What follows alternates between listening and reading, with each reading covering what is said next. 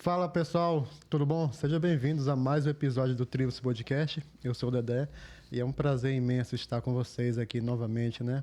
E aqui do meu lado tá ele, Nilton, voltou com sua jaqueta, sua beca Hoje bacana. tá mais frio, depois do temporal que tivemos aqui, o negócio tá frio. Eu também andei treinando muito, né? Então tu pode ver que tá mais apertado aqui. Sim, tá mais apertado. Tu viu que eu quase não consigo mais movimentar meus braços. Levei até um golpe aqui no olho aqui esses dias aqui treinando aqui, mas tudo bem, faz parte do esporte.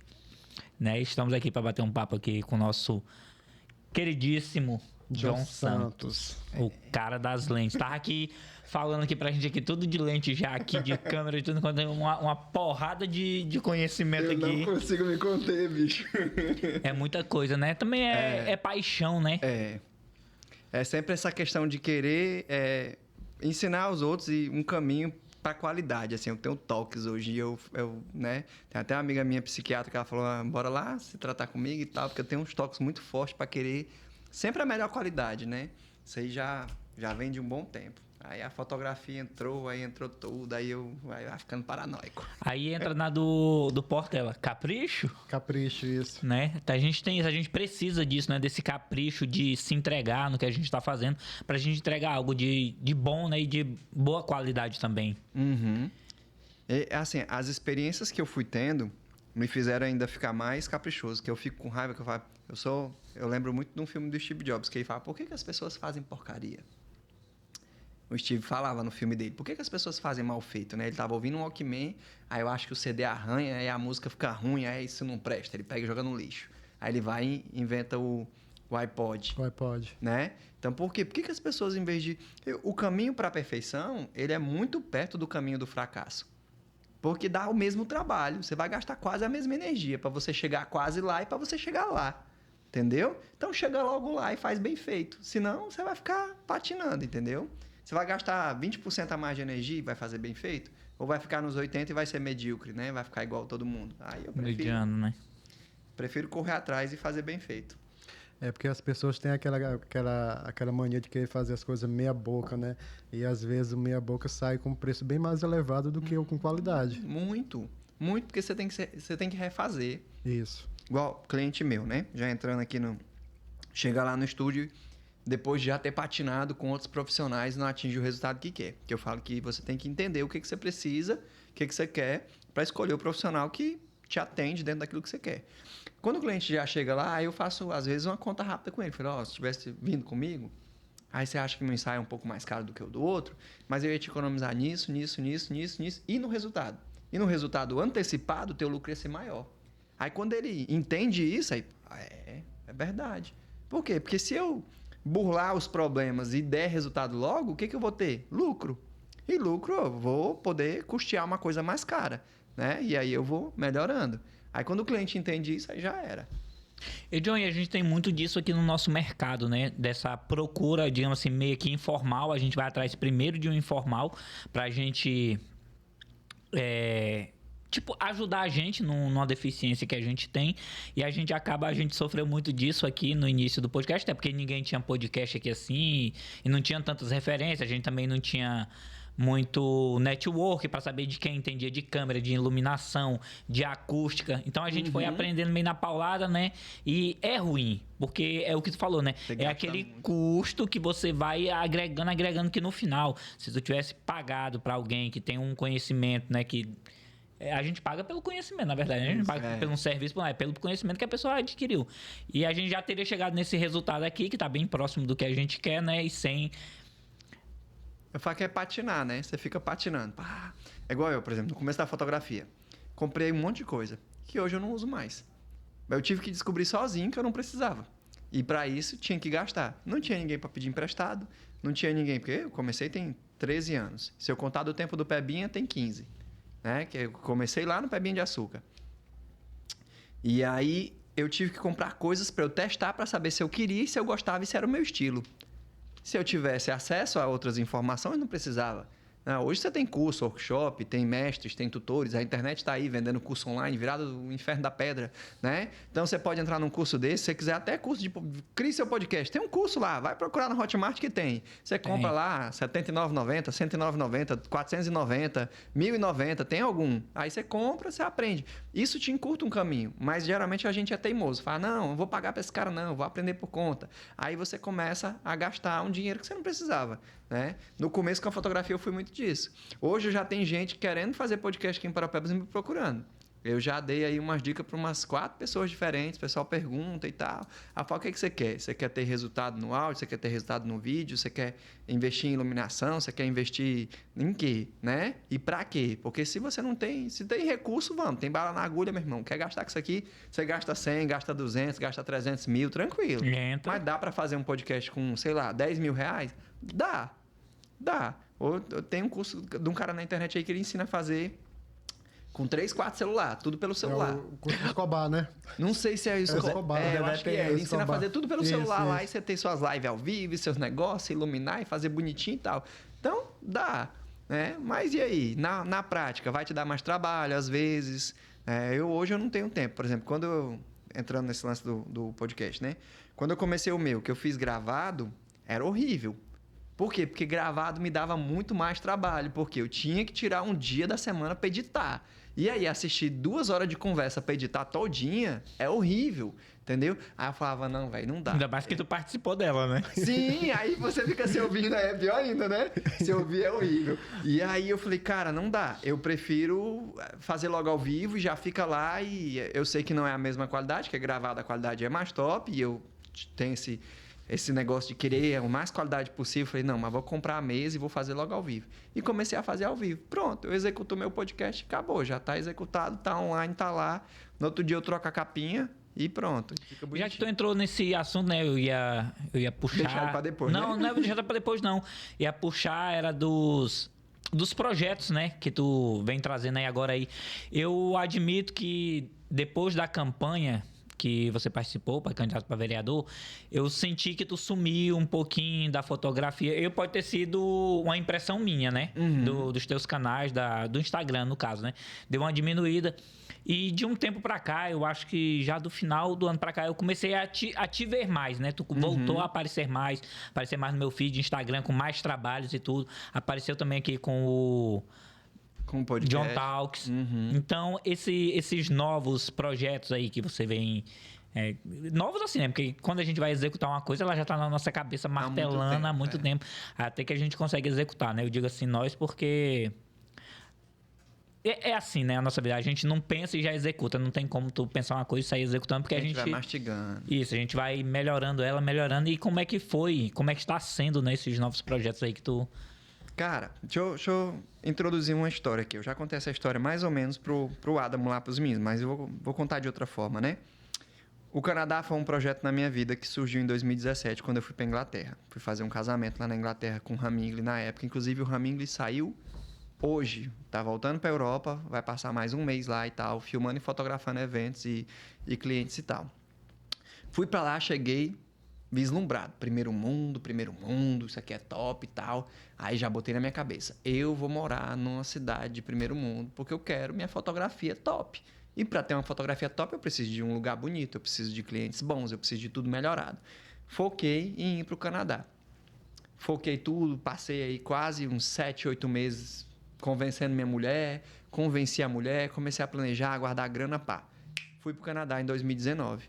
Não sabia que tinha preparado no universo aí uma pandemia. E aí eu fui pego no meio da pandemia. A pandemia estragou meus planos de fazer uma faculdade de cinema, que era meu projeto de vida lá no Canadá. Eu estava num curso de inglês, parou tudo, fechou tudo e bagaçou tudo. E a faculdade disse que não ia mais começar em 2020. E aí eu pensei, vou ficar no meio da pandemia aqui 1 ano, sem dinheiro, sem dólar, sem trabalhar. E aí voltei frustrado pra caramba. Né? Muito frustrado, no meio de uma pandemia, ainda é mais frustração ainda, sem poder ver minha família, meu pai até que teve coragem de me ver, mas minha mãe, com medo da pandemia, demorou aí uns 90 dias para me ver de verdade, me ver, me abraçar, aquela coisa e tal. E aí eu falei, cara, isso aqui tá... Aí eu comecei a entrar numa certa depressão. E 2020 foi horrível, porque não teve evento. Então eu voltei, sem grana, rabinho entre as pernas, minha grana acabou, eu não tinha equipamento, tinha vendido um monte de coisa para ir embora, né? E aí fiquei com aquilo. E aí eu já tinha a ideia do podcast na cabeça, né? Eu já tinha a ideia de lançar meu curso digital que eu queria lançar lá no Canadá, que é um outro projeto meu que já está rodando também. Já tinha algumas ideias e aí surgiu também a questão logo depois para a campanha. Minha mãe falou, meu filho, já que você voltou, vamos fazer essa campanha aí. Aí eu falei, mãe, não tô muito afim. E eu sempre gostei de política. Sempre gostei de política. E sempre quis me envolver. Só que minha esposa não gosta. Então, por respeito a ela, eu sempre freiei de meter a cara. Tanto que eu fiz uma campanha muito sóbria, eu me envolvi pouco na minha própria campanha, eu fiz ela muito mais online, eu fiz uma coisa no modelo que eu achava que deveria fazer e que condizia com, sei lá, tanto com as minhas expectativas quanto com a forma com que eu vejo as coisas, né? Eu não acho que você tem que enfiar 100 mil do seu bolso para depois tentar roubar 500 mil lá na Câmara, que é uma coisa que eu tenho isso aí, né? Que eu vejo que muitos fazem. E aí eu falei, cara, vamos começar a reorganizar a vida. Aí comecei a reorganizar a vida direitinho. Aí falei, vou voltar com o podcast, vou fazer o podcast. Aí tentei, igual eu falei pra ti, né? Tentei um primeiro piloto, não deu muito certo. Aí dei a dica pro Adamo. Aí fui voltando a fotografar. Mas eu ainda tava meio deprê. E a fotografia foi meio engatilhando de volta aqui na minha. Hoje eu tô muito mais envolvido com alguns clientes do que eu era com a fotografia como um todo. Como assim? Eu mexia com os grupos, eu ensinava os meninos, eu ajudava todo mundo, a gente se reunia muito. Hoje eu estou focado em mim. Estou focado em mim, nos projetos dos meus clientes, nos meus projetos pessoais. Eu falei, quem quer crescer comigo, cola. Quem não quer crescer comigo, deixa. Né? E aí estou me desenvolvendo. Então, hoje eu tenho podcast. Hoje eu tenho uma gestão de social media para uma cliente. Isso toma um tempo danado. Além do podcast, da fotografia. Aí eu tenho a fotografia de casamento, eu tenho a fotografia feminina, eu tenho a fotografia de profissionais, que hoje também está tomando bastante meu tempo, porque os profissionais estão cada dia me procurando mais. Esse é um público que não tem paciência, tipo assim, não é um público que, eu posso te entregar daqui 30 dias. Não, eu quero para essa semana, eu queria postar hoje. Então, essa dinâmica é rápido, né? Essa rede social me ferra, bicho, porque todo mundo quer para agora, entendeu? Não, e assim, aqui em Paraupebas eu falo que o empresariado ele ainda tem um problema. Ele não aprendeu a ser planejado. Cara, se você sabe que o Dia das Mulheres é dia tal, vamos planejar isso aí com 5 meses de antecedência. Se você sabe que tem o dia do não sei o que lá na frente, você quer homenagear, poxa, por que você já não tirou essa foto homenageando há 3 meses atrás? Planeje isso aí. Porque se você for para um capital, você vai chegar numa agência de publicidade, você não consegue nada para a semana que vem. Não. Você consegue para daqui 6 meses. É um planejamento de estratégia a longo prazo. E o cara vai dizer assim, vou te dar resultado em 3 anos. É mais ou menos assim que funciona. Mas aqui a galera quer para ontem, o tempo todo. E aí essa pressão só aumenta, né? Então, assim, esses são os meus projetos atuais. Aí, para puxar mais um pouquinho na igreja, me colocaram para coordenar a mídia também da igreja. Falei, Senhor, eu tenho um cara de mídia já. Eu já pensei que era um líder de jovens, que dá mais trabalho também, né? Não, graças a Deus, líder de jovens não. Mas eu lidero uma célula já tem uns 10 anos, que eu lidero uma célula lá em casa, né? Aí eu falei, não, mas líder de jovens não. Mas a mídia puxa, ó. E aí tem um monte de coisinha para fazer. Eu falei, aí eu tenho um monte de rede social para administrar. Tô querendo dar uma força para ver se minha esposa também engatilha um pouco mais, que ela não gosta de rede social, né? Mas ela é nutricionista, eu tenho que dar uma força para ela na rede social também. Aí tem hoje o Instituto Qualité, que é meu cliente, que eu cuido da rede social dele. Doutora Fernanda, minha cliente, eu cuido da rede social dela. Cara, isso dá um trabalho. Muito. Só que tem muito que as pessoas acham que o sobrinho, né? Não, o meu sobrinho vai tomar de conta aqui das minhas redes sociais aqui, vai fazer um negócio estupendo, que ele sabe jogar nesses grupos aí, e é bom, né? A gente ouve ainda isso aí. Não, mas vocês vêm aqui, não, esse valor aqui, tem o meu sobrinho que cobra metade disso aí, 10% desse valor aí. Então, faça com seu sobrinho, pô. O que eu tenho falado para alguns clientes é o seguinte, o que você quer transmitir, né? Tem um gatilho mental que ele é o principal quando a gente fala de vender produto, que é o da autoridade. Quanto mais autoridade você tem, mais as pessoas querem comprar de você. E isso não é quantidade de seguidores. Tem gente que pensa que ter autoridade é ter quantidade de seguidores. Mas é o quanto daqueles seguidores são fiéis a você e à sua autoridade. Então, por exemplo, hoje, se falar de fotografia, todo mundo lembra de mim. Meu nome vai vir, alguma rodinha e tal. Se falar de podcast, talvez não. Eu não tenho tanta autoridade assim, mas na fotografia eu tenho. Se falar de filmagem, eu faço, mas eu não tenho tanta autoridade assim. Então, a autoridade é a percepção que as pessoas têm daquilo que você faz de melhor. É a sua autoridade. E muitos clientes, eles não têm essa percepção. Eles querem ganhar números. Quer ganhar seguidor, movimentação, curtida, quer ver um monte de comentário e tudo mais. Eu falo que a autoridade vem do excesso de informação de qualidade. Como você se mostra, como você se veste, como você se comporta, né? Como que você se posiciona, como que sua marca se posiciona no mercado. Né? Você vê que grandes marcas não se posicionam de qualquer jeito. Você não pega um Apple da vida e vai ver 10 mil modelos de celular. Você vai, né? Grande, pequeno, médio, né? Neon, cheio de... Não, tudo igual. Tudo, né? É um posicionamento isso. Padrão. É um padrão. Padronização gera posicionamento. Quando eu aprendi isso na minha fotografia, a minha fotografia mudou. Fotografia. Se entrar no meu feed e descer lá até 5 anos atrás, que eu já usava Instagram, você vai ver um padrão de fotos meio alegórico. Você vai ver que minhas fotos não têm um padrão.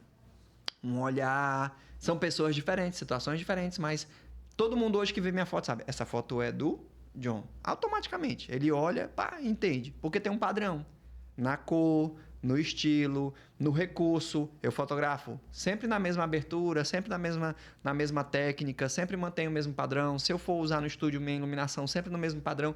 Tem o meu padrão, porque é a minha assinatura. E as pessoas veem isso e reconhecem. Reconhecendo, ele fala, eu quero isso. Porque as pessoas estão atrás de padrão. Serviço qualquer um serve, mas se eu quero aquele cara que se destaca, eu quero do jeito que aquele cara faz. E aí, se é do jeito dele, só ele faz. E isso é autoridade. Né? As pessoas vão me procurar porque só eu fotografo desse jeito. De qualquer jeito, qualquer um serve. Do meu jeito, só eu sirvo. E aí, se ele quiser qualquer um, ele pode procurar. Agora, se ele quiser o meu jeito, aí ele me procura. E é assim que eu vejo. Aí é aquela coisa, né? Digamos, o marketing, ele é o carro-chefe da entrada da empresa. Imagina você ter uma empresa onde o cliente vai ter o primeiro contato é através do marketing. Aí tu entrega a tua empresa nas mãos de um sobrinho, né? É complicado, né? Tua imagem, né? A tua imagem. Vai ser o que vai entregar primeiro para a pessoa te conhecer, né? É verdade. Aí tu entrega uma pessoa para um sobrinho. Aí, E aqui em Parauapebas também tem um grupo que também ele é refém. É um grupo que tem um cara especializado, mas tudo tem que passar pelo crivo desse cara. A gente sabe que isso é importante, sim, mas também tem coisas no momento da internet que é muito rápida. Se tu perder o feeling da coisa, passou o boom, então não tem porquê, né? Então tem gente que é muito levada pelo medo. Não, manda pra fulano aqui, que se fulano ver e ele aprovar tudo aqui, aí a gente faz isso aí. Não, beleza, tu tem um cara que tu tem a segurança, mas uma equipe, né? Quando se trabalha com equipe, a gente tem que entender que tem que delegar para todo mundo. Ou seja, tu é responsável por isso, isso, isso. Mas isso aqui é para ontem, então não pode perder. A gente não pode, nem no mundo corporativo, ficar refém só de uma pessoa. Sim, não deve. Mas isso aí, cara, essas coisas acontecem direto. Por exemplo, eu acho que minha cliente não vai ficar... Eu não vou dizer o nome aqui. Mas o que aconteceu? Uma cliente minha chegou para mim e falou assim, Jonatas, não vai ficar chateada, não. Tu dá conta de fazer isso? Aí eu olhei, eu falei, dou. Aí eu não já tinha te dito que eu faria pra ti, que eu dou conta e tal. Se quiser me entregar pra eu fazer pra ti, eu faço. Aí ela pegou, tá. Aí um outro dia ela chegou dando pressão de novo. Jonathan, tu dá conta de fazer isso? Eu falei, eu dou, já te falei que eu dou conta. Não, é porque a antiga equipe que tá fazendo isso aqui pra mim e tal, disse que talvez tu não vai dar conta, porque é muito complicado, e aí tu não sabe, e nananã, e talvez tu não tenha essa experiência. A antiga equipe, né? Isso aí é a equipe, porque ela tá tirando ela tirou várias ferramentas de várias equipes diferentes e concentrou tudo em mim. Então, eu tô cuidando de tudo, de umas 5 coisas diferentes, que cada um era uma equipe, eu tô cuidando de tudo. E aí, botaram esse medo nela. Aí eu falei, tá. Aí ela me chamou pra uma reunião já pra falar sobre isso, né? Eu levei meu notebook, abri minha rede social e mostrei os meus resultados pra ela, pra minha rede social. Falei, você me mostrou o que eles conseguiram pra ti. Você já me printou aqui, me mandou aqui isso aqui é o que eu consegui pra mim. Aí mostrei pra ela. Aí ela falou, tá bom, pode fechar. Fechei o notebook, então, é seu. Entendeu? Por quê? Porque os caras botaram na cabeça dela que, tipo assim, não, ele não é capaz. Isso aí é muito difícil, meu Deus. Isso é coisa de outro mundo, de outro mundo e tal. Por quê? Porque pro cliente é. E aí é uma coisa que eu aprendi. Para o cliente sempre é muito difícil, porque não tá dentro da rotina dele. Entendeu? É igual você, sei lá, hoje eu convivo bastante com médicos. Para o médico vir cortar de cima a baixo, lá olha, é óbvio que ele tem um conhecimento, mas não é difícil. Ele não fica morrendo de ansiedades porque ele tem uma cirurgia. Ele não fica se contorcendo porque hoje ele tem uma cirurgia. Ele sai lá fora, bate um papo contigo e entra para a sala de cirurgia. Para ele é normal, porque ele tem habilidade para aquilo, segurança e capacitação para aquilo, conhecimento suficiente e tem experiência suficiente para fazê-lo. Então, para ele é normal. Então, para nós, às vezes, uma coisa a gente age como normal, mas para o nosso cliente não é. Tipo, fotografar para mim, cara, é igual pegar isso aqui e botar na boca. Acabou. Normal, comum. Porque eu já faço isso há 15 anos, né? Se eu contar do tempo que eu ainda era amador, usando uma Kodakzinha de filme na bolsa do lado, na pochetinha aqui, ainda tem uns 20 ou mais, entendeu? Então, assim, pra mim é super normal, né? Eu brinco que hoje eu falo, cara, hoje eu tenho tempo de fotografar conversando com o meu cliente, conhecendo o cliente. Porque no começo eu era tão nervoso, ficava aqui agoniado. E o medo de queimar o filme. De não dar certas coisas e não ficar bom, a técnica. Tava tão ali preocupado com a técnica que eu não tinha tempo de desfrutar da presença do meu cliente. De atender ele bem, de me relacionar com ele. Hoje não, eu tô aqui conversando com a cliente, pá, virar a câmera, pleco. Continuo conversando, pá, virar a câmera, pleco. Aí a cliente, uai. Aí eu volto, ela, olha meu sorriso, porque eu fiz ela rir e tirei a foto. E ela nem se tocou. E eu fiz isso com toda uma... Entendeu? Rapidão, bem leve, bem tranquilo. Então, a perfeição de você fazer, leva a isso, né? E os clientes, às vezes, eles acham que não, que, pô, não, isso aí é difícil, isso aí é não sei o quê. Não é. Você só não tem a expertise que eu tenho, assim como eu não tenho a que você tem. Mas é difícil ainda, assim, né? Nesse mundo cheio de informação, a gente ainda tá preso a esses dogmas, a pessoas que ficam... Eu vou colocar de uma parte entrando na tua mente, dizendo, não, tem que ser comigo aqui, que isso aí eu não que... existe. Não, tu não se preocupa não, mas tudo, manda pra mim que eu faço pra ti, não sei o que, a pessoa aí acaba também sendo refém da pessoa, né, que se aquele cara ali não der conta, vai que o cara um dia acontece um acidente com alguma coisa, com um cachorrinho dele aí, com um gatinho, com alguém, tem que ir pro hospital, e esse cara tá off, como é que vai ficar? A vida desse cara vai parar? Porque só esse cara tem a competência... Que resolve tudo. É complicado, né? Então a gente também vê muito disso aqui. Não, mas fulano falou que... Não, a gente pode até fechar, mas tem que passar por ele. Então tu não precisa da gente, pô. O cara lá, ele contrata alguém consegue resolver tudo, né? Pra subdesenvolver isso aí. Isso aqui não é bicho de 7 cabeças pra gente. E assim, Parauapebas ainda não tem toda essa expertise. Por exemplo, a gente ainda não tem aqui marqueteiros formados... que, né, a gente ainda não está nesse patamar todo para ter publicitários de renome, para fazer um trabalho estratégico. A gente ainda não vê isso, que é aquilo que eu falo, ainda falta um pouco de estratégia, né? E aí tem alguns pequenos estrategistas que às vezes se acham grandes demais, né, que começam a ditar regras no mercado. Isso, é verdade. E nesse mercado não existem regras, existem caminhos. Né? Eu falo que não existem regras, existem caminhos. Você pode trilhar esse caminho, você pode trilhar esse caminho, você pode trilhar o meu caminho, você pode trilhar o caminho do coleguinha, ou você pode sair dando um pé em cada caminho se você quiser, né? Teste qual é o caminho que é mais viável para você dentro da sua necessidade, dentro da sua capacidade e dentro dos resultados que você quer alcançar. Porque às vezes tem um caminho que parece ruim aos olhos de outro, mas aos seus vai dar resultado, vai estar no teu orçamento, vai dar o resultado que você quer. Então, cada um tem seu caminho. Se a gente aprender isso aí, cara, deixa todo mundo caminhar. Entendeu? John, e mudando aqui rapidinho, e o sonho do... De qual é que tu falou? O país? Do Canadá? Do Canadá. De morar no Canadá? Cara, abafou, não morreu, né? Hoje eu converso com a minha esposa e ela não tem mais vontade de ir para o Canadá. Ela não chegou aí. Eu fui, né? Faltando uns 40 dias para eu ir, ela chegou comigo e falou, amor, vai na frente. Eu não vou. Você vai na frente, quando você estiver lá com o documento da faculdade na mão, eu vou. E eu vinha tanto na expectativa que eu vinha conversando com ela. Falei, saiu, tipo, quando a faculdade me aceitou, quem me segue nas redes sociais há mais tempo, sabe? Quando a faculdade me aceitou, cara, eu cantei faltei estourar confete, entendeu? Felizão da vida. Gente, tô aqui no Canadá há 3 meses e meio e a faculdade já me aceitou e eu apliquei pra faculdade fulano de tal e tá aqui meu documento e pá. Então eu tava mó felizão. E já falando, amor, te prepara. Aí eu cheguei pra ela e falei, vende o carro. Vende o carro que você vai vir daqui 1 mês, 2 meses, no máximo você vai vir. Aí ela ficou, não, amor, tá bom, qualquer coisa, eu preciso do carro aqui, então qualquer coisa tua mãe vende quando eu for, eu deixo aqui, sua mãe vende e tal. Eu falei, então tá bom, então deixa o carro aí. E ela já, minha mulher já tinha vendido TV de casa, a gente já tinha vendido... até hoje eu tô sem bicicleta, porque eu vendi minha bicicleta. Tenho uma raiva de ter vendido minha bicicleta, bicho. Ainda não conseguiu reaver. Eu ainda não consegui comprar outra, velho. Porque eu tive que comprar um monte de coisa depois que eu tinha vendido. Vendi computador, vendi câmera, vendi flash. Os equipamentos não ia poder levar, né? Eu levei alguns, mas eu vendi muita coisa. O Felipe Bosch queria comprar meu estúdio todinho. Graças a Deus eu não vendi. Ele queria comprar toda a minha iluminação pra fazer campanha não sei pra quem e tal. Eu falei, cara, ainda bem que eu não vendi. Então eu tava vendendo muita coisa. Acessório do meu estúdio, roupinha de grávida que outros fotógrafos foram lá e compraram, softbox meu que tava lá dentro do estúdio, outros fotógrafos foram lá e compraram. Por quê? Porque minha mulher vendia alguma coisa e a gente ia botando na conta, ou mandava pra mim ou pra sustentar ela aqui. Por quê? Eu que sustentava a casa. Ela ficou aqui, ela tinha que se manter com ADA e eu tinha que me manter lá. Então eu tinha vida dupla, uma vida em dólar e uma vida em real, pra manter e estudar. E o meu projeto era entrar na faculdade. Então eu estava fazendo de tudo para poder estudar inglês, para estar no nível que a faculdade me aceitasse, né? E aí, assim, voltar me trouxe essa frustração. Só que hoje eu tenho uma base de inglês melhor, né? Eu lembro que até quando a Joelma conversou comigo aqui, né? A Joelma desenrolando no inglês aqui comigo, eu falei, a Joelma é boa de inglês.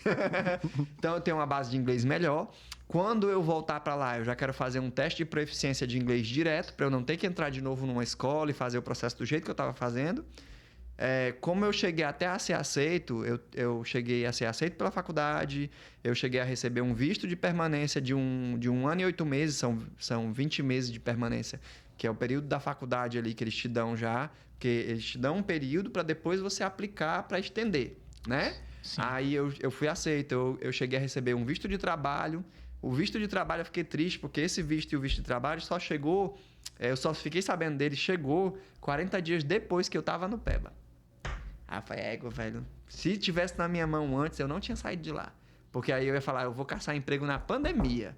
Porque com visto de trabalho eu poderia dar um jeito de conseguir um emprego mesmo na pandemia, entendeu? Mas sem o visto não, que lá é bem fechado, não tinha como. Aí com tudo isso, a facilidade de eu voltar hoje é muito maior. Tenho muito mais amigos, eu frequentei uma igreja, fiz amizades. Aí hoje eu tenho um amigo que mora lá que é turco, eu tenho uma amiga mexicana, eu tenho contato com coreano, com japonês. Eu tenho contato com um monte de gente hoje lá, entendeu? Aí facilitaria muito voltar para lá. Em vez de eu tentar, por exemplo, ir para os Estados Unidos, né? Que minha esposa, vamos para os Estados Unidos, tem amigos nossos lá e tal. Eu falei, cara, eu não tenho essa vontade de ir para os Estados Unidos. Primeiro que eu sou muito legalista. Para mim, tudo tem que ser feito da forma certa, mais correta possível. Não tem como ir da forma certa para os Estados Unidos morar. Sim. Ou você tem muito dinheiro para ir do jeito certo, ou você tem que ir do jeito errado. E tentar acertar lá. E aí, por que o Canadá foi viável para mim? Porque eu fiz tudo do jeito certo. Eu investi muita grana para fazer, porque eu fiz do jeito certo. Dei entrada como estudante de inglês para estender meu visto para estudante universitário, para poder depois tentar ir um work permit e depois tentar um residente permanente. E assim, eu galgando um caminho certinho, bonitinho ali dentro da lei, né? E aí, para mim, ir para os Estados Unidos, eu falei, não dá. Não consigo ser... Nossa, eu conviver comigo mesmo. Tipo assim, sabe aquele cara que não consegue conviver com o fato de estar ilegal? Eu não consigo. Se eu te contar uma mentira, eu vou ficar... Porra, bicho, contei uma mentira pro cara. Vai ficar uns 4 dias. Aí eu vou te ligar e falar, bicho, bora aqui, bora marcar um papo aqui pra nós conversar aqui. Falei, naquele dia eu te contei uma mentira, foi mal. Cara, tu me contou isso aqui, me veio uma lembrança aqui... Coisa boa, parece boba, mas que também ficou me remoendo. Foi uma mentira branca, né? Que chama uma mentirinha assim, só pra galera sorrir. Eu tava na empresa que eu tava trabalhando, na última empresa que eu tava trabalhando, legal. Aí chegou um cara assim, meio caipirão, meio assim de fazenda e tal, né? Aí no meu chaveiro, tinha a cabecinha de um cavalo, né? Que prendia a chave da máquina que eu trabalhava. Ele falou, olha, cara, que legal esse teu chaveiro aí, tu não tem outro desse aqui não? Eu falei, não, esse aqui é lá da fazenda do meu irmão. que ele mexe lá com aras lá. Cara, eu não sei de onde saiu essa besteira na minha cabeça. Falei, não, meu irmão que tem um aras ali perto. Aí realmente tem, eu não sei nem como, do lado de Canaã que eu falei. Ele, cara, que legal. Moça, eu gosto mais de cavalo. Mas meu irmão também, a gente mexia com os cavalos. O cara começou a me comer aqui. Aí eu falei, meu Deus, o que foi que eu falei aqui? Mas aí eu fiquei assim. Eu também não conhecia muito bem ele ainda, tava no início lá. Aí fiquei de boa. Aí, vez ou outra, ele vinha e dava o choque no chaveiro. Aí deu uns 2 dias e eu tava em casa. Falei assim, meu Deus, eu vou ter que falar pra esse cara. Agora, como é que eu vou falar pra ele que não tem aras nenhum sem magoar ele? Porque o cara tá muito empolgado. Eu tava pra dar o meu chaveiro pra ele, pra ver se ele não esquecia. Aí aconteceu um dia lá, a gente tava conversando. Aí eu falei assim, fulano, vem aqui, deixa eu te contar com você. Cara, eu queria te dizer que naquele dia foi só uma brincadeira. Esse chaveiro aqui é um chaveiro, moço, qualquer que tu compra aí. Esse aqui eu ganhei de presente. Mas não tem aras nenhuma, não tem meu irmão não. Eu, de fazenda, é só dos amigos que eu vou pra frequentar. Então eu falei aquilo ali numa brincadeira sem achar que tu tinha conhecimento de nada, só pelo teu jeito assim, mais rústico. Ele falou, não, mas não tem problema não, pô. Tá de boa. Aí eu falei, que bom. E depois ficou de boa. Mas, cara, aquilo me ficou me remonstrando porque o cara queria. Eu falei, meu Deus, onde foi que eu fui meter pra fazer uma piadinha? Tem perna curta. E aquilo ali também ficou me comendo o juízo. Eu falei, meu Deus do céu, eu vou ter que falar pra esse cara, porque eu não vou ficar sustentando essa mentira velha boba aqui e o cara tá acreditando. E eu não tenho nada de negócio de roça, não, meu Deus do céu. Eu fui criado na igreja, né? Eu brinco, tava até falando, acho que isso hoje ou foi ontem pra alguma cliente. Quando eu tinha 2 meses, o meu primeiro papel na igreja do teatro já foi de Menino Jesus, né? 2 meses de idade. Então, meu avô foi o primeiro batista a pisar em Paraupebas. Ajudou a fundar a PIB de Paraupebas, que é a primeira igreja batista do município. Inclusive, aquele lote ali que é do lado da igreja, que é da escola da igreja, foi meu avô que doou pra igreja na época. É no Rio Verde, né? A primeira igreja?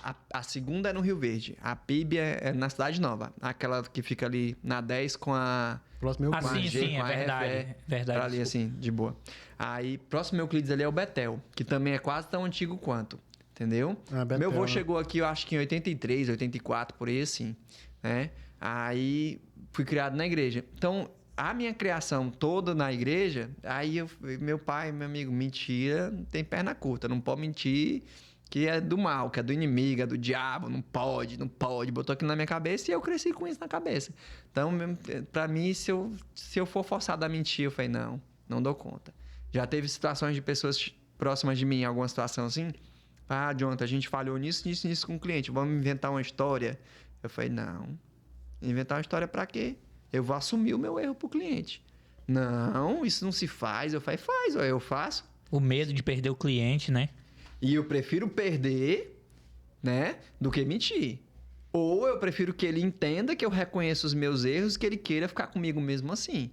Então, eu sou muito fácil. Eu falei, gente, me perdoa por isso, mas, infelizmente, não consegui. Não deu certo, não atendi, ou eu errei. Era minha responsabilidade eu não atingir esse objetivo, sei lá. Eu sou muito de assumir isso, tá? Sempre fui. Eu até brinco que eu ainda acho que essa foi uma das características que minha mulher mais gostou em mim, né? Que eu falo pra ela, quer saber de alguma coisa? Olhe nos meus olhos e pergunte. Não quer saber de nada pra ficar de boa aí, caladinha.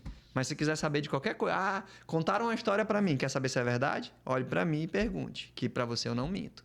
Agora, se não quiser saber, também, tá? Assim, aí ela sempre levou isso muito em consideração. Quando ela ouvia um burburinho de alguma coisa e tal, alguma historinha, ela chega pra mim, amor, isso aqui é assim, é verdade.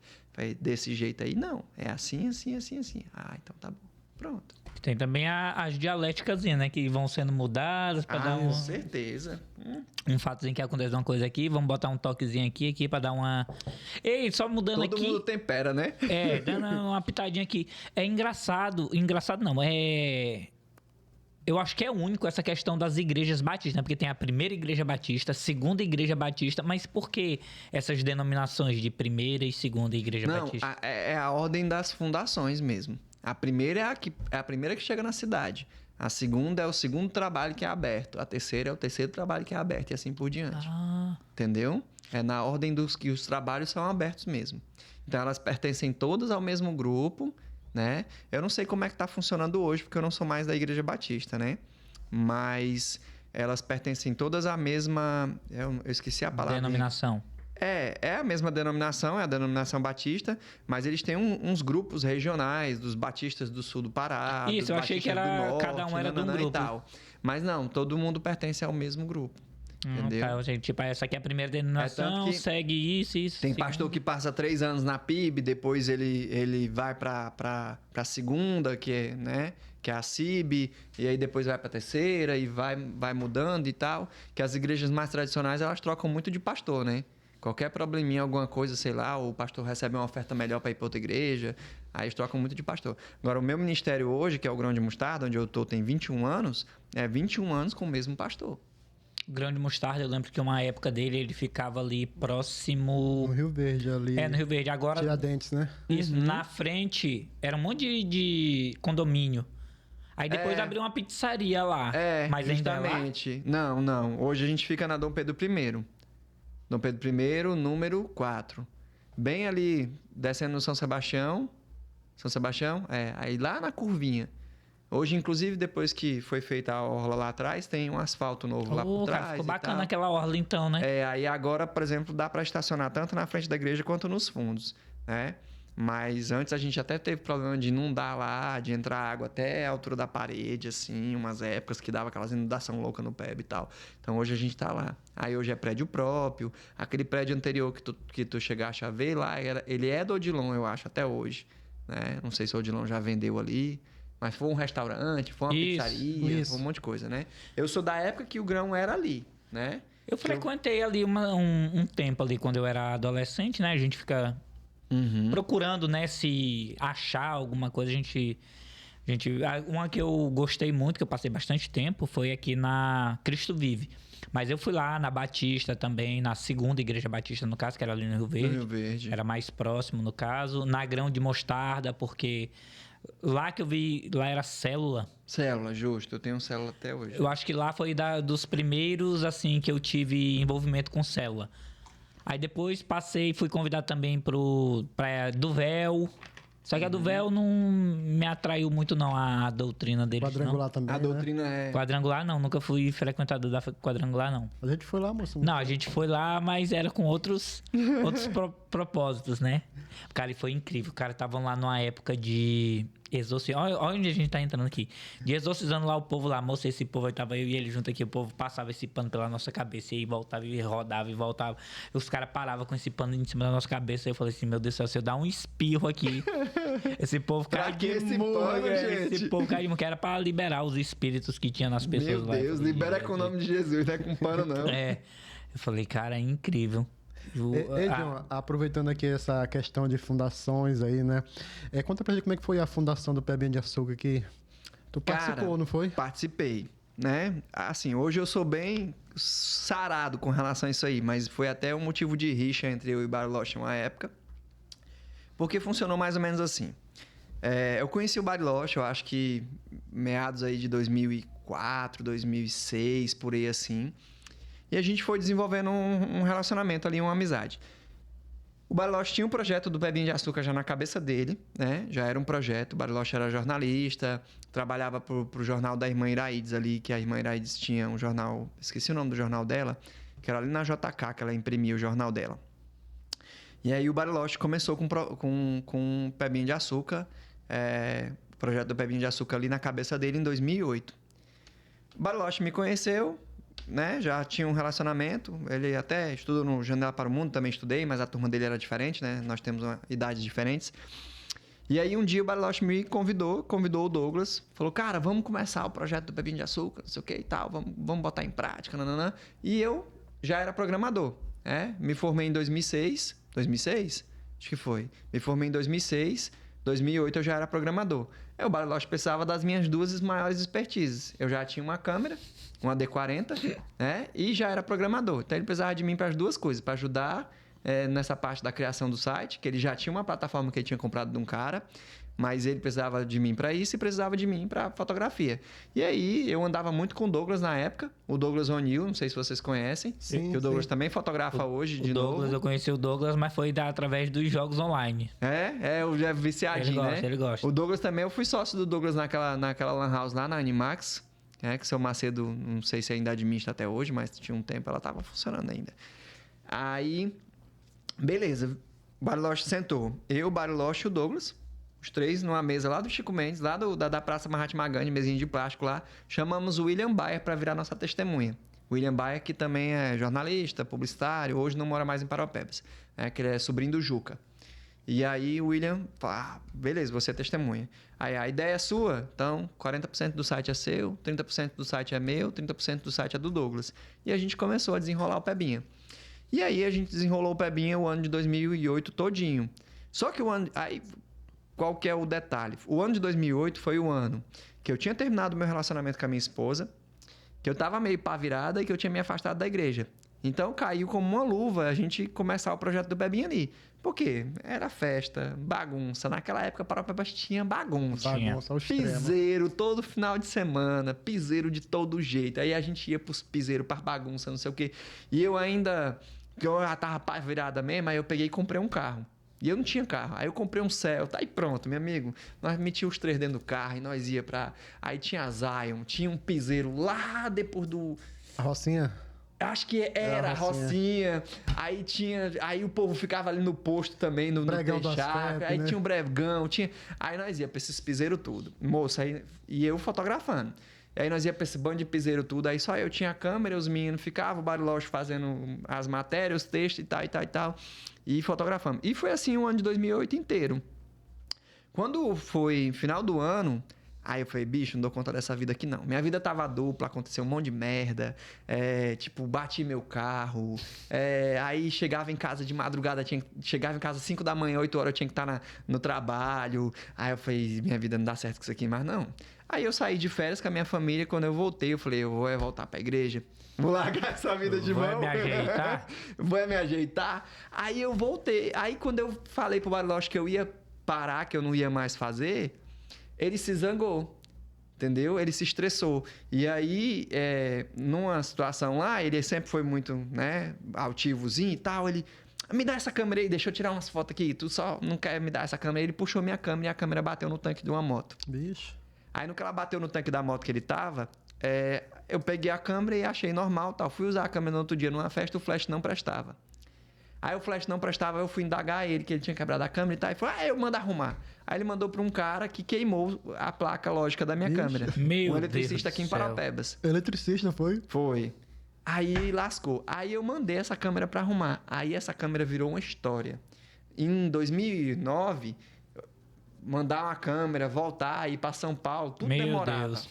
Eu fiquei sem câmera o ano inteiro de 2009. Aí eu falei, licença, pá. Aí já fiquei sem falar com ele o ano inteiro e tal, e aí desfiz da amizade. Fiquei um tempão sem falar com ele. Aí nisso eu voltei para a igreja, continuei trabalhando, voltei meu namoro com a minha esposa, noivei com a minha esposa, 2010, eu ia casar. Aí eu já avisei minha mulher, eu falei, eu gosto muito de fotografia, eu quero seguir com fotografia. E 2009 inteiro eu fiquei fotografando com câmera emprestado. Porque começou a surgir trabalhos para mim. As pessoas já achavam meu trabalho diferente, começou a surgir trabalhos para mim. Aí eu comecei a fotografar um casamento ou outro, uma festinha ou outra, alugava a câmera do Zé Alves, alugava a câmera com outro fotógrafo, pedia emprestado para alguém e tal. Comecei, pedia pro Paulinho. Aí falei, vou comprar outra câmera para mim. Aí, antes de eu casar, comprei uma câmera, chegou uns 4, 5 dias antes do meu casamento, casei, fui pro lua de mel, voltei e falei pra minha mulher, eu falei, antes de eu casar com ela, eu sentei com ela e falei, você vai casar com um fotógrafo, eu sou programador, sou desenvolvedor de sistemas, tenho o meu trabalho aqui, mas eu pretendo largar tudo isso para viver de fotografia. Você quer casar comigo nessas condições? Assim, você sabe que eu vou engrenar enveredar por esse caminho? Ela, não, tudo bem. Aí 2 anos depois eu larguei a Microlins. Já tinha aí uns 5, 6 anos de Microlins, né? Eu comecei desde a fundação da Microlins ali, larguei a Microlins e fiquei só fotografando. E o Bariloche continuou o Pebinha de Açúcar aí Aí foi contratando outras pessoas para trabalhar, né? Mas igual a gente tinha o projeto de sociedade e tudo mais naquela época, era só a gente, era só eu, ele e o Douglas. Aquilo ali era bacana, né? Aquele negócio das fotos das baladas. A galera ficava no outro dia doido pra saber, será que me fotografaram? Será que vão postar minha foto? Tanto de ligação que a gente recebia 8 da manhã. Ei, porra, tira minha foto daí, que não sei o que, não sei o que mais lá. Os caras ligavam. Tira minha foto daí, moço, minha mulher não sabe que eu tô na farra, não. Aí, às vezes, o cara bêbado tirou foto agarrado na moleca lá, ou beijando uma menina lá, que ele nem tinha. E aí, não, tira aí. Ei, eu tava no trabalho. Tipo assim, era pra estar trabalhando, moço, era pepino. Tava ó. na farra, hein? Pepino. O Bariloche passava a manhã só removendo gente que não era pra estar lá. Meu Deus do céu. Tinha muita onda. Não, Foi um tempo bom. Aí apareceu outros... Eu não sei como era que Tinha chamava aquilo outros ali. sites antes da gente, né? O Pebas na Balada, por exemplo, você não pega Pebas na Balada? Não, qual foi o primeiro site que tinha aqui? Que era do William, do Del, Agito Pebas. Agito O Pebas. Agito Pebas foi o primeiro site de verdade, de cobertura de festa e tal. Aquele tempo era gostoso demais, velho. Tempo que existia vlog, Isso. entendeu? Aí foi surgindo outros depois da gente. Assim, a gente foi o mais consistente, né? É tanto que o Bariloche enveredou pelo jornalismo, que já era praia dele, ele era jornalista já, né? Eu também cheguei a trabalhar pro Carlos Refribon no jornal, como jornalista e diagramador, uma época e tudo. Mas essa vida de jornalista não é pra mim, não. Aí, mas ele continuou com o Pebinha até hoje, né? Tá aí, funcionando até hoje. E as paixões políticas que tu falou que tem, que gosta, mas que se contém devido ao casamento. Pois é, cara. E agora a gente tá entrando já numa próxima, né? Estamos. E assim, eu já estou me posicionando, né? Eu conversei com o Hipólito na campanha do Hipólito. Falei, Hipólito, eu tô muito lerdo. Aí, por quê? Falei, porque eu já podia estar aqui me declarando meu apoio pra ti. Ele é mesmo. Eu falei, não, bora fazer logo isso. Bora tirar uma selfie, bora se declarar apoio aqui. Nós somos a direita em Parauapebas, bora botar o pau pra quebrar e tal. E de lá, então, eu falei pro Hipólito. Falei, Hipólito, eu vou seguir diretrizes que eu achar corretas, mas por onde você enveredar, eu quero estar junto. Eu quero caminhar, né? A Aurélio também é parceiro, é presidente do nosso partido. Eu tô no partido, né? Eu continuo no partido, porque... o partido estava com o seu Valmir, hoje o Aurélio está na direção do partido aí, né, na nossa região. Conversei com o Aurélio um dia desse, eu falei, Aurélio, vamos resolver a situação do partido, vamos começar, vamos ver como é que a direita vai se manifestar em Parauapebas. Porque hoje nós somos a direita, hoje existe um lado. Eu falo, tem direita, tem esquerda, como é que a gente vai ser? O nosso partido não é a direita, dane-se, nós somos a direita, né? A gente fez um trabalho legal aí, junto com o Alberto, junto com a direita de Parauapebas, na época da campanha do Bolsonaro, né? Com o Fábio Barros e aquela galera toda. E eu chamei, falei, galera, vem, pode vir, que o que eu puder me dispor para ajudar, eu vou ajudar. Então, hoje tem grupos de direita me procurando, né? Tem a Juliane, que já conversou comigo aí, que é uma jovem que tem um grupo de direita jovem, tá fazendo uns trabalhos aí já na cidade e tudo mais, já me chamou para algumas ações. Falei para ela que ela pode contar comigo para tudo que envolver a direita hoje, para que a gente comece a fazer palestras, que a gente comece a fazer reuniões, que a gente comece a trabalhar com a galera da direita. Porque realmente hoje eu me identifico como direita. Eu falo, por que hoje? Porque eu já passei pela esquerda, né? Eu já apoiei o Daci, eu já vesti camisa vermelha, eu já saí na rua gritando, eu já abracei esse povo todo, né? Eu conheço o Ciro e o Thiago desde molecote, que são os filhos do Daci. Eu era de dentro da casa do Daci naquela época, né? E não é um caminho que eu quero enveredar mais, nunca mais. Porque eu acho que com o tempo a esquerda se mostrou para o que veio. E antes ela não parecia ser o que era. Então, com o tempo, ela foi se personificando, assim como a direita também. Então, hoje as coisas estão muito ferro e fogo. Você é isso, você é aquilo. Eu não acho que a gente seja uma coisa ou outra. Eu acho que a gente seja um meio que transita entre lá e cá.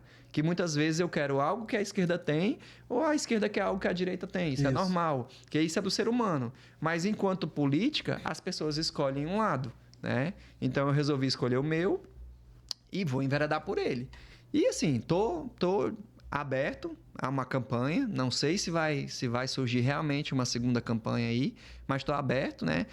O Aurélio Goiano chegou para mim e falou, não, tem que sair. Todo mundo do partido nós vamos botar, tem que sair candidato, não sei o que e tal. Ele agoniando, botando pressão. Aí já tava com os assessores dele, não, vamos ver como é que tá a situação lá tua no partido, vamos ver como tá os documentos, vamos ajeitar. Eu falei, tá, se o partido me der apoio pra gente ajeitar, a gente continua e vai se organizando.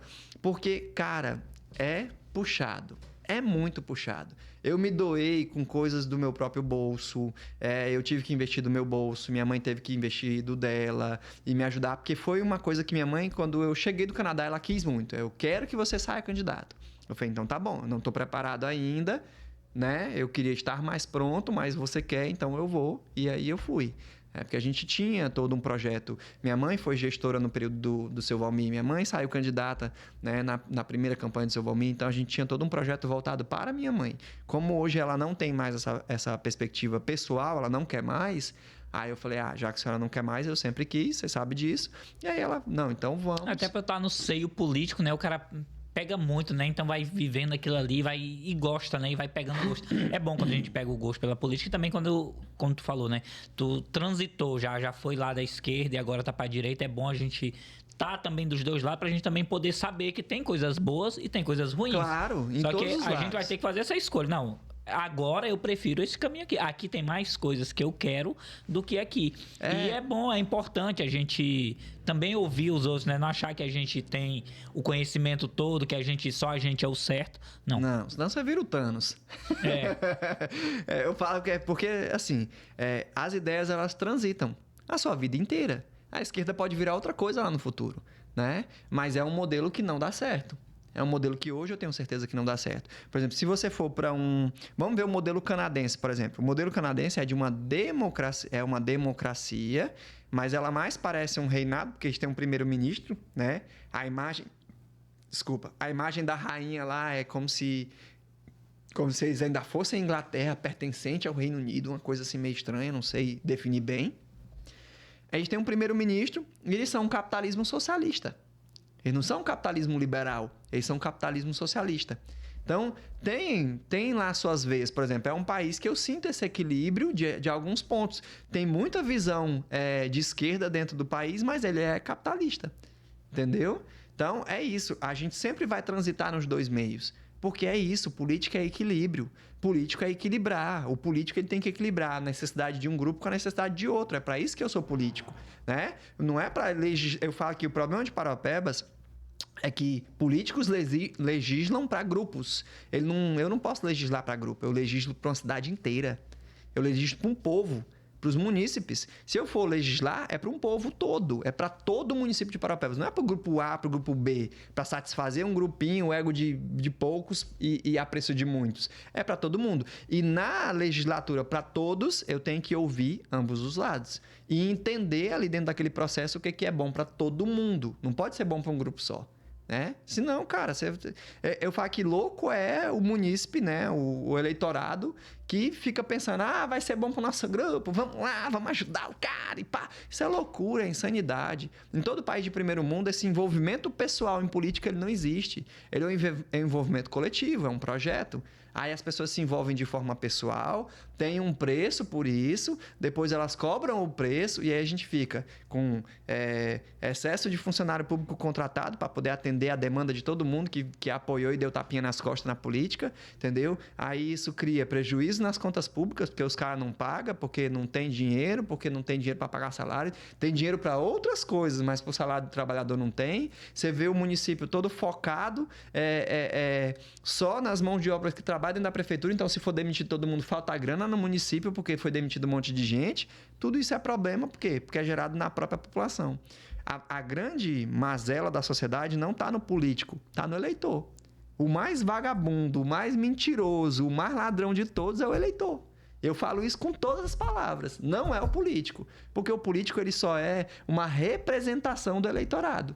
O eleitor que gosta do cara que mente, que dá tapinha nas costas, o eleitor que gosta do cara que facilita, que dá 100 conto para votar nele, é o eleitor que gosta do cara que tem promessa falsa, que quer prometer. Cara, eu não preciso prometer nada. Eu preciso prometer só que eu vou ser honesto e justo. Pronto. É uma promessa. Honesto e justo. Acabou. Só isso. Foi assim que o Bolsonaro se elegeu. Né? Ele não veio com a promessa de que ia mudar tudo. Ele falou, só não aceito corrupção, só não aceito bandido, só não aceito... Então, foi assim que ele se elegeu. E as pessoas precisam mudar essa mentalidade. Senão, se eu ficar com esse negócio de, vem pro grupo que eu vou... Eu falei, quando eu entro num grupo, eu não peço um cargo. Eu entro num grupo.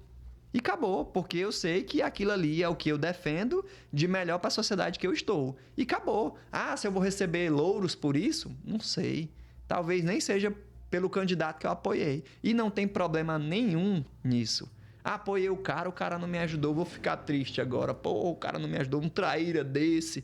Por quê? Porque você não fez pela sociedade. Você fez por você.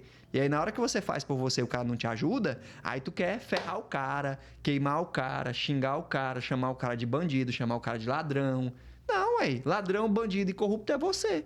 Você é que fez em benefício próprio. A política faz muita viúva arrependida, né? O que a gente mais vê depois dessa campanha são essas viúvas arrependidas aí nas redes sociais, aí nego descendo a lenha. Singular, né? A pessoa pensa só nele, não pensa no todo, né? No coletivo. Mas, e John, vamos fazer aqui um raciocínio aqui.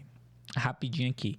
A gente vive numa sociedade que a gente não tem muito conhecimento, a gente não tem acesso a conhecimento. Quando eu digo desse conhecimento, não é de rede social, não é de YouTube, não é de nada, não, é conhecimento mesmo que vai te transformar, que vai te dar entendimento das coisas. A nossa educação social. A nossa educação, ela é muito falha e ela ainda é muito retrógrada, né? Comparada a outros países desenvolvidos. O tipo de educação que a gente tem aqui no Brasil é muito antigo. A gente ainda estuda a coisa do tempo das cavernas, que não vai agregar em nada para mim, em conhecimento que isso eu posso ter. Isso pode ser só um passado de página, né? Esse tipo de conhecimento que a gente está tendo. A nossa formação lá do início, muito foi batido na tecla dos deputados, inclusive no governo do Bolsonaro, que a base educacional era muito ruim. Se investia muito pouco, se investia muito em faculdade e pouco no teu ensino ali regular fundamental, ou seja, tu não saía preparado para uma faculdade, por isso se investia muito mais em faculdade. Então a gente não tem esse conhecimento, a gente não sabe discernir ainda o que é bom realmente. A nossa população também, ela não está, digamos assim, que entregue a esses lobos, que também não tem esse. O cara botar a culpa só no eleitor é ruim, porque se eu não tenho conhecimento, eu não tenho acesso à informação, eu não tenho um bom emprego, a minha cidade não está boa de saneamento, de escola, de segurança. Eu não vou ficar refém de quem chega pra mim e dar uma boa promessa, falar assim, a gente vai melhorar o policiamento, a gente vai prender esses caras que estão tomando o celular de vocês aí, que estão subindo pra trabalhar lá em Carajás. Esse tipo de promessa ainda é válida, né? E não abre os olhos da gente. O problema todo é o seguinte, quando eu falo disso, eu não falo nem da nossa base de conhecimento, eu falo de uma estrutura de índole. Porque faz parte da índole da pessoa, por exemplo, querer só fazer coisa certa. A índole do brasileiro é de querer fazer coisa errada. Velho, é a nossa índole.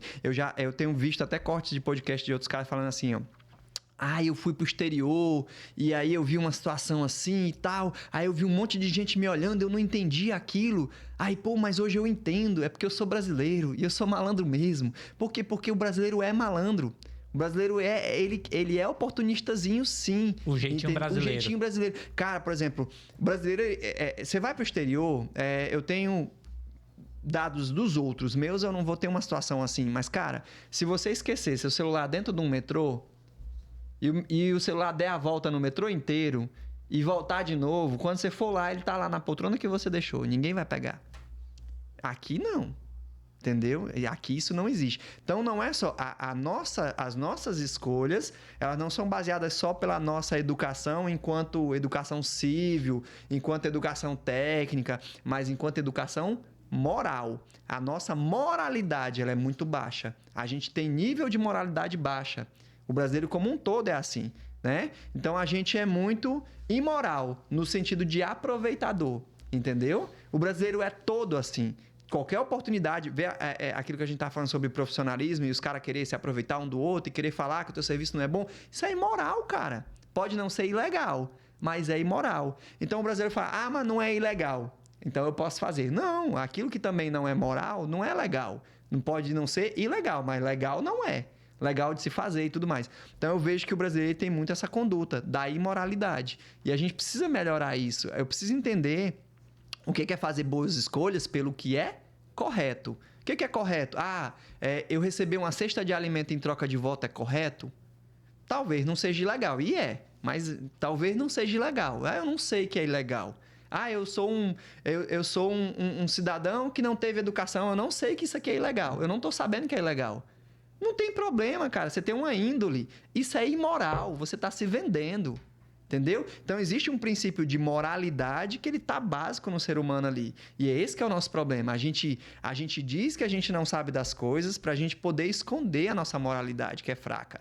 Entendeu? Então, eu acho que o princípio básico é esse. A gente precisa partir de um princípio de moralidade primeiro, para depois a gente poder discutir as outras coisas. Agora, claro, no quesito educação, a gente foi criado para ser explorado. O Brasil foi criado para ser explorado. E a gente foi criado com a mentalidade extrativista. É só pega e manda para fora, pega e manda para fora. A gente não sabe fazer nada, a gente não vale nada, manda para fora, manda para fora, manda para fora. O brasileiro é exportado para os Estados Unidos para varrer quintal, para lavar esgoto, para limpar a rua, para fazer outras coisas que eles não querem fazer. Então, tudo nosso é mandado para fora. O nosso ferro, o nosso ouro, tudo nosso é mandado para fora. A gente tem toneladas de ferro saindo todos os dias para depois vir para construir sua casa e ter que comprar um vigote de cento e tantos reais, uma viga de... Falei, poxa, eu estou pagando mais em cubículos de ferro do que sai da tonelada da minha casa. Do meu quintal. Do meu quintal, entendeu? Para eu construir a minha casa, eu estou pagando quase mais do que os caras pagam na carrada do metade do trem, que a tonelada do ferro não tenho noção hoje. Deve estar o quê? $300? A tonelada por aí. Vamos botar aí que ela esteja $400. Ela não é R$1.500. Cara, compra um pouquinho de ferro para tu fazer uma estrutura aqui. Se tu não gastar R$2.000, tu não comprou ferro. Pouquinho. São as barrinhas. Então, é o brasileiro. O brasileiro foi criado para exportar o que tem para os países de primeiro mundo e ele ainda tem essa mentalidade até hoje. Por exemplo, a Amazônia pertence ao mundo. Não, a Amazônia é nossa. Eles querem que pertença para todo mundo porque eles sabem o que tem de recurso aqui dentro, né? E aí, se a gente botasse o pé no chão, a gente botaria o preço no que a gente quisesse. Se o brasileiro hoje manufaturasse o ferro, por exemplo, se tivesse forma de, em vez da gente entregar ferro in natura, que até meados da década de... Não, até anos 2000 aí, a Vale entregava uma quantidade de ouro dentro do ferro que pagava a conta do próprio ferro. Não sei se vocês sabem disso, né? Porque chegava lá, os chineses separavam o ferro do ouro e tal. E a gente não sabe fazer isso não, nós somos burros, né? Nós não temos essa capacidade não, de fazer isso no próprio país. Então, assim, nós temos capacidade sim, porém existem políticas internacionais que não têm o desejo de que o Brasil seja um país totalmente desenvolvido. E como é que a gente muda isso? A gente muda na educação. Um país que não tem acesso à educação, o povo perece, padece. Por quê? Porque a gente não tem educação moral, a gente não tem educação cívia, a gente não tem educação de qualidade, e aí essa estrutura social ela não melhora. Eu lembro que quando eu era criança, falava-se na televisão que a China estava investindo em educação, que os maiores salários da China eram dos professores. Olha a China hoje. Olha a China, o que a China vai virar. Olha o pé na bunda que ela vai dar no mundo. É a China. Entendeu? Por quê? Porque investiu em educação. E a gente tem que cuidar, senão vai virar o celeiro dela. A gente vai virar... A gente já é. A gente já é. Na pandemia, a China comprou rede de TV brasileira, comprou parte da Band, comprou pedaços da Globo. A China comprou um monte de coisa no Brasil. A China comprou lote. Tem chinês aqui no Pará, cara, enfiado bem ali, ó. Tem plantando açaí, viu?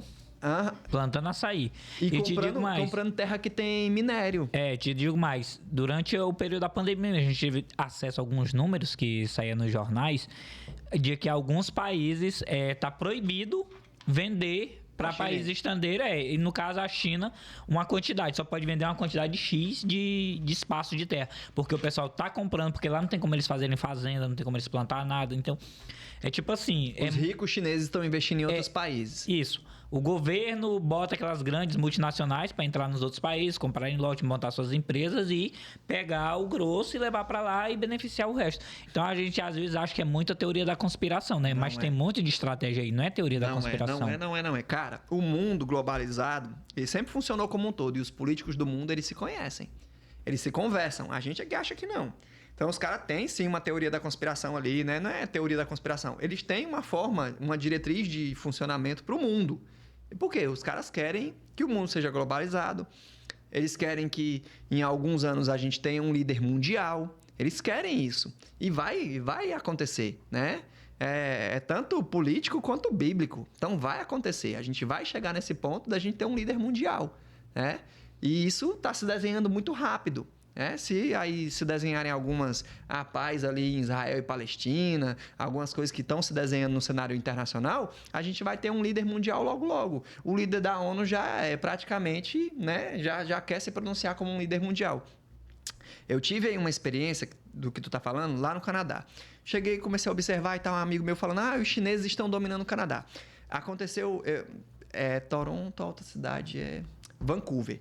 Lá em Vancouver, a prefeitura de Vancouver teve que mudar uma lei municipal obrigando os chineses, donos de prédios, na verdade, ela criou uma lei municipal, não foi para os chineses, ela criou uma lei municipal para que todos os donos de prédios vazios pagassem uma multa para o município porque o prédio estava subutilizado. Por quê?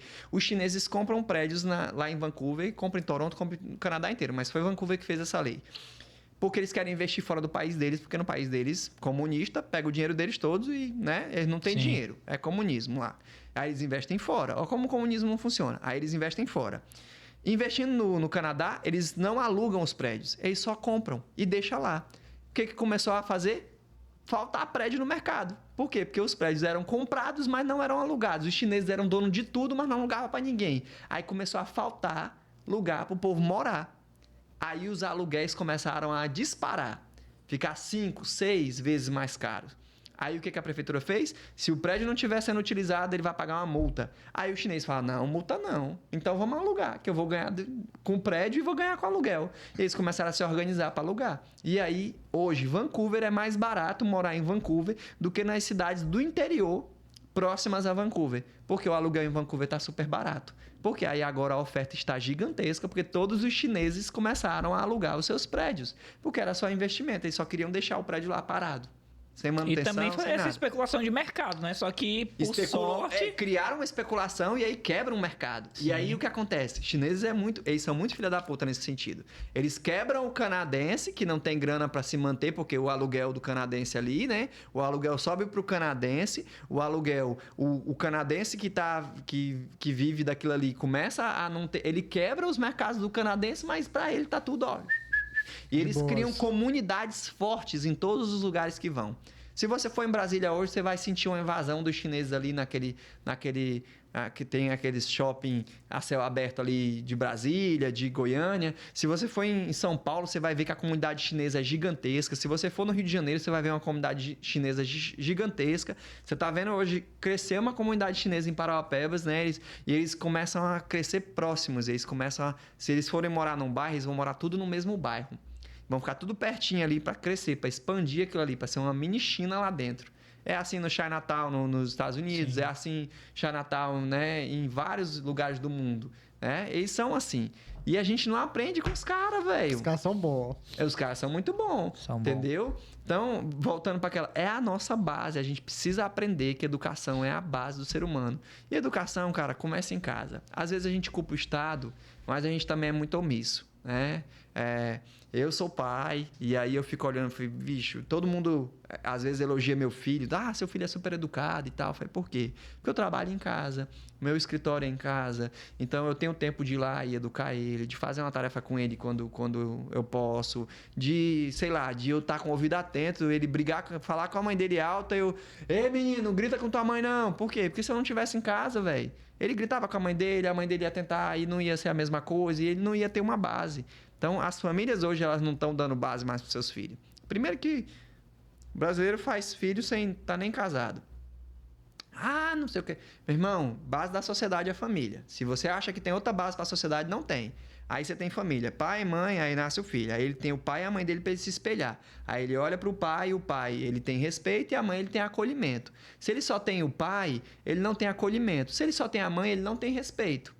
Você tem um monte de cara aí que ama a mãe, mas tá no presídio. E é os que mais amam a mãe, os bandidos. Ama a mãe pra caramba. Por quê? Porque ele teve acolhimento até pras bandidagens dele. Mas ele não teve respeito, não teve o pai para criar nele respeito. Então a imagem do pai e a imagem da mãe é necessária como base da sociedade. Se não tiver, meu irmão, não vai. Aí mesmo que, claro, eu concordo que em alguma situação, separou, não vive junto, mas poxa, seja pai, pô. Eu fiz 5. Seja pai dos 5, cacete. Tu não fez? Tu não foi homem para fazer? Pois seja homem para criar. Para dar educação, para dar um presente, para ir lá, para dizer que ama, para dar um abraço. Porque se você cresce um ser humano sem isso, você cresce sem nada. Eu cresci sem educação, mas cresci com um pai e uma mãe que me deu carinho, me deu amor, me deu educação familiar. É outro ser humano. É outro ser humano, velho. Entendeu? A gente precisa aprender isso. Eu acho que isso aí é fundamental. O Estado tem sua parcela de culpa com relação a como estamos? Com certeza tem. Mas é muito por isso. A gente não tem essa base toda. O Brasil foi feito às coxas, né? Misturando todo tipo de gente, todo tipo de bandido. Joga os bandidos no Brasil. Joga os bandidos no Brasil. Pô, aí bandido faz o quê? Entra no mato, faz filho. Entra no mato, faz filho. De quem que é o filho? Não sei. Faz filho com escravo, faz filho com índia. E a gente foi virando essa mistura toda. Então não existe responsabilidade. De quem que é a responsabilidade? Ah, não, nós somos essa confusão aí. Né? Ninguém chama a responsabilidade para si. Aí hoje eu falo, velho, assume a responsabilidade. Estamos errando. Onde a gente pode acertar? Nisso, eu posso melhorar? Posso ajudar alguém? Posso. Então vamos. Não posso. E aí a gente anda. Mas a gente tem muito para melhorar. E a perspectiva pro futuro aí? Tá boa? Como é que tá? Eu sou otimista do ponto de vista de que se a gente conseguir colocar um pouquinho do que eu tô te falando aqui na cabeça das pessoas, a gente melhora, né? Eu não olho pra política como cargos e pessoas. Ah, fulano tem que entrar, fulano não sei o quê. Eu quero que a gente tenha uma sociedade melhor. Eu visitei 2 sociedades extraordinárias. Já fui na Inglaterra, já fui no Canadá. Pô, velho, pelo amor de Deus. Eu acho que ser mendigo lá é melhor do que ser popstar aqui. Assim, tudo é bom, velho. Tudo é bom. Você vai numa praça, é top. Você vai numa rua, é top. Eu lembro que eu tava tão acostumado com Toronto, tão acostumado já, assim, com uns 4 meses lá, que eu levei um trupicãozinho, aí deu um mau jeito na minha coluna por causa de um decalque, assim, de 2 centímetros que teve numa calçada. Porque as calçadas lá são perfeitas. Tu pode caminhar 4 quilômetros. A calçada é toda rampeadinha para tu entrar e sair nela reto. E tem calçada em todas as ruas. Não é igual aqui. Não existe essa bagunça que a gente tem aqui, que a gente tem nem esgoto. Tá aí que a cidade quase boia toda, né? Então, lá não. Tem calçada na cidade inteira. Você tem rampa de acesso, você não tem que baixar o pé para poder entrar num degrau. Você vê que aqueles filmes, ninguém olha pro chão, só caminha, porque é tanta correria que o povo só caminha lá, é do mesmo jeito. Todo mundo só caminha. Se tu parar de caminhar, o povo te atropela, porque é muita gente. Sai do metrô, aquele tanto de gente, pá e tal. Mas tudo tem acesso, tudo tem rampa, tudo tem um lugar certo, tudo tem o lugar do cadeirante, tudo tem um lugar da acessibilidade, tudo tem indicação. Você não precisa ficar perguntando pros outros, é só você se olhar pras paredes. Então, assim, é outro nível. Lugar público pra você ir. Se você falar assim, vou em todos os lugares públicos de Toronto, tu fez teu turismo de graça. Entendeu? Tem um monte de lugar público top, um monte de coisa top pra você ver. Então, é esse o nível que eu quero pra Paraupebas. Paraupebas tem mais dinheiro do que Toronto. Se eu for analisar, Paraupebas tem mais dinheiro do que Toronto. Separa o dinheiro de Toronto lá, divide a quantidade de habitantes que tem, pega a população, calcula uma média e bate com a do Peba. Pô, meu irmão, pelo amor de Deus, tem dinheiro demais isso aqui. Era pra gente estar quase igual a Asgard aqui. Nós somos Thor, andando em ruas de cristal e pá. Porque era pra ser. Era pra ser. Paraupebas tinha que ser, no mínimo, na década de 90, igual a Carajás. No mínimo. Isso é o mínimo. Olha só, Carajás é da década de 80, quando eu nasci. Carajás é da década de 80. Olha o padrão lá em cima, olha a porcaria aqui embaixo. E deixou desenrolar e crescer desse jeito. Saneamento básico feito da época do Chico das Cortinas. E ninguém nunca mais tocou nisso. Entendeu? Por quê? Porque tem tanto problema para resolver. Você pega a gestão do Velhote, que fez mais de 40 escolas. Você pega essa gestão que fez 3. E tudo quebrada. Tá tudo quebrado. Então, assim, a cidade e isso a troco de quê? De favorzinho, de tapinha nas costas, de vaguinha de emprego, de eu quero uma vaga na prefeitura. E aí toda a cidade perece por conta de alguns que querem pensar no seu umbiguinho. O seu umbiguinho que tá milionário, que já tem casa, que tem lancha, que tem carrão, que não tinha nada. Tem vereador que a gente sabe aí, coleguinhas nossos, amiguinhos nossos, que batia no peito, que brincava com a gente, que dava tapinha nas costas, que não tinha nada, nem uma bicicleta. E agora tem o quê? Mansão, carrão, milhão, pulseirão, cordãozão, ourozão, tananã. Pô, meu irmão, não dá para enriquecer em 4 anos assim. Não dá. O salário de vereador é menos do que eu consigo faturar hoje. Entendeu? Então não dá.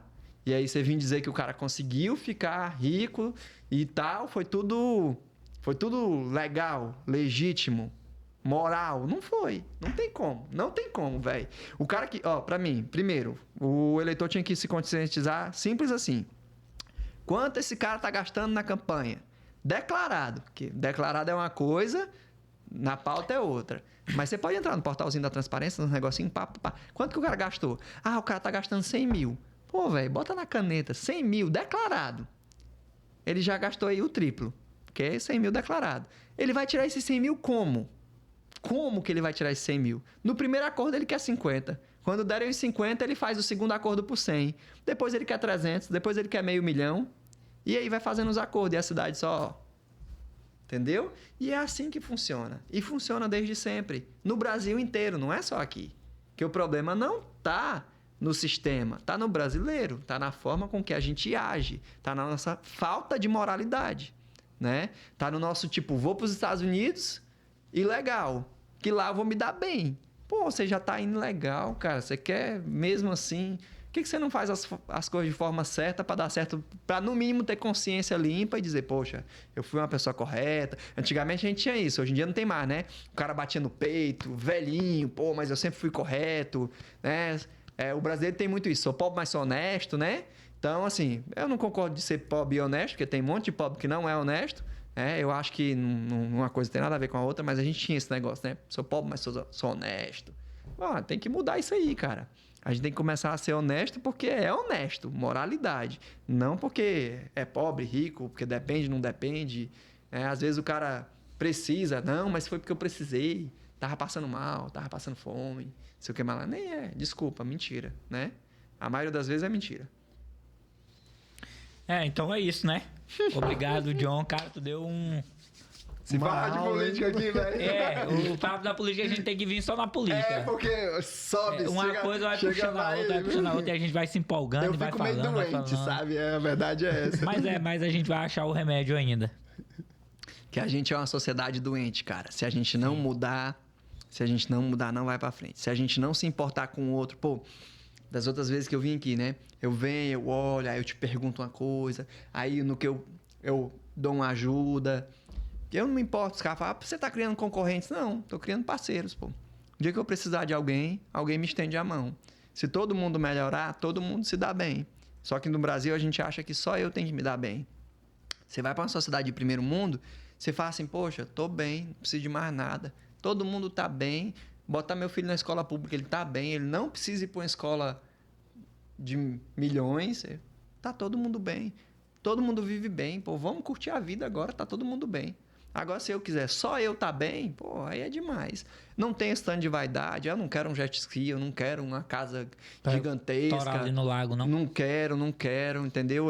No máximo eu quero uma chácarazinha para quando eu tiver mais velho ter minha chácara, uns coisinhas lá dentro. Não precisa ser uma fazenda gigantesca, uma coisinha pequena. Então, eu não tenho essas vaidades. Eu já passei da fase das vaidades. Essas vaidades políticas também eu não tenho. Né? Se for para um projeto para mim, vamos. Se for um projeto para os outros, vamos. Não tem, só vou se for eu. Se não botarem meu nome, se o partido não quiser, eu não quero. Pô, não. Por quê? Porque eu quero um bem comum. Eu quero que as coisas... Já teve esse amadurecimento político, né? Porque isso né? Eu acho que todo político ele passa por essa fase. E a maioria dos infantis, eles querem só para ele. Tem que ser eu, se não for eu, é o eu. Pô, não é sobre mim, é sobre o todo. Não é sobre eu ser o vereador. Não é sobre eu chegar um dia a ser um prefeito, um deputado. É sobre o todo, é sobre conseguir melhorar a minha comunidade. E eu tenho um compromisso com Parauapebas, eu não tenho compromisso com outros lugares. Por quê? Porque eu nasci aqui, eu sou parauapebense. Meus pais chegaram aqui ainda na década de 80. Nunca saí daqui, a não ser esses 5 meses que eu morei no Canadá. Uns 10 dias que eu fiquei na Inglaterra, né? Nunca morei em outro lugar, sempre morei aqui. Me formei aqui na 2ª turma de desenvolvimento de sistemas de software da UNAMA. Então, minha vida é aqui. Então, é uma cidade que eu amo. E aí, eu vejo a cidade desse jeito, pô, dá tristeza, velho. Porque, vocês são de onde? Natural de onde? Sou natural do Maranhão. Eu sou daqui mesmo. Daqui de Parauapebas? Não, do estado. Eu sou de São Miguel, do Guamar. São Miguel do Guamar. Mas eu vim pra cá em 89. Quer dizer que nasceu aqui. Eu também vim pra cá em 89. Muita gente veio pra cá em 89. Mas você vê que você tem um respeito pela cidade que você nasceu? Eu me considero parauapebense. Eu vim pra cá, era criança. Mas tu tem um respeito? Tu já visitou? Tu já visitou tua cidade que tu nasceu? Não visitou? Nunca. Mas tu tem um respeito pelo nome da cidade, pela cidade em si. Se alguém falar mal da tua cidade, tu vai ter aquele estalinho porque tu nasceu lá. Sim. Tem isso. Tu também. Tem isso, porque tu nasceu lá. Cara, quem nasceu num lugar... Quem veio igual criança, igual vocês, também quer defender a cidade por unhas e dentes. Mas quem nasceu é igual mãe. Filho, não fala mal da minha mãe não, cacete. Então fala mal da minha cidade, bicho. Quando o povo falava assim, mal de Parauapebas. Mas Parauapebas... Foi que diabo que vocês estão fazendo aqui, então? Vai voltar pra cidade de vocês, pô. Tem emprego lá, não? Vocês estão vindo pra cá fazer o quê? Falar mal da minha cidade? Não fala mal. Aí agora tem shopping, tem não sei o quê, tem não sei o que mais lá. E o povo, Parauapebas, papapá. Falei, pô, mas vocês não comeram o que a gente comeu. Não andou na 275 ainda na estrada de chão, né? A ponte de madeira ali A ponte de madeira do Rio Verde ali. Ei, tu lembra quando era um tronco de madeira? Aí, um tronco de madeira. Ninguém passou por isso. A gente passou. Então, poxa, a gente passou, a gente tem outro amor, a gente tem outro olhar. Entendeu? E é esse olhar que eu quero trazer para a cidade. Pessoas apaixonadas. A cidade só vai mudar quando pessoas apaixonadas por essa cidade, não pelo próprio umbigo ou pelo próprio nome, por essa cidade, estiverem no poder. Quando um projeto de poder de parauapebenses existir, aí a cidade muda. Enquanto isso, ela não muda. E os exemplos de parauapebenses que a gente já tem na Câmara também não presta. Não presta. Nenhum deles. Tudo já está corrompido pelo poder e já era. Entendeu? Se for olhar a conta bancária dele, está bem gordinha, né? Não justifica o salário, então já era. Então é isso, John, muito obrigado aqui por você ter aceitado nosso convite aqui, participado aqui. Vamos ter mais convites aqui, né, para estar participando, para estar falando mais. E eu queria agradecer a todos vocês, a gente nem pediu, né, Lelê? Hoje o papo foi bom e foi pegando e a gente vai sendo levado também, mas eu queria convidar você que ainda não é inscrito no nosso canal, tá se inscrevendo no nosso canal, deixa um joinha aí, um comentário aí, isso é muito importante pra gente e ajuda muito a gente aí, tá? Show de bola. Valeu a audiência do Tribus Podcast aí, ó. Um abraço pra vocês. Falou, até a próxima. Até a próxima. Valeu.